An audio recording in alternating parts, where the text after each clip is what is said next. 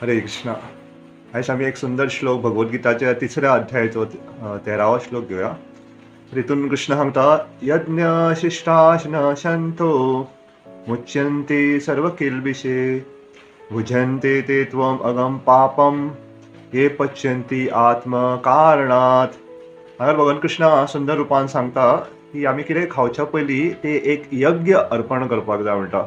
आनी अशें कोण करिना आपल्या स्वताची इंद्रिय तृप्ती करपा खातीर जो खाता तो पाप खाता म्हणटा. आतां यज्ञ म्हणजे कितें? यज्ञ म्हणजे सादी भाशेन आमी जेन्ना देवाक भोग लायता, देवाक आमी नैवेद्य दाखयता, तेका यज्ञ म्हणटा.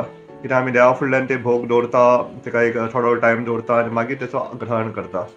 ते खातीर हो विशय व्यक्तिगत आसा, पूण कोणीय अशें म्हणपाक जायना आपल्या भगवद्गीताची कितें मत आसा तें खबर ना म्हणून.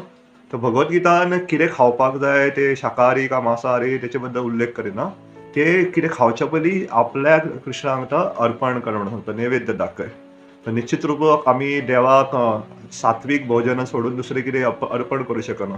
ते खातीर आमी कोण एक सादारण केळें नाल्यार एक इवन बटाट्याची भाजी सरिया खायत आनी ती देवाक जर नैवेद्य दाखयना, ते सरिया पाप श्रेणीन येता. बाकीचे तुमी चिंता, बाकीचे जे मांसाहार आसा, तांतयां आसा, इत्यादी नुस्तीं आसा, ती तर पाप श्रेणीन येतलीच, कित्याक ती आमी देवाक भोग म्हणून दाखोवंक शकना. तर कृष्ण हांगासर तत्वा बद्दल उलयता की कितें खावच्या पयलीं आपल्याक अर्पण कर म्हणून. कित्याक एक झाडाक सरिया आमी मारता तेकाय दूख जाता, ते खातीर तशें पूण तितून दूख मातशें कमी आसता प्रमाणान, आनी आमी जेन्ना देवाक भोग लायता ते सगळे पापांसून मुक्ती प्राप्त जाता.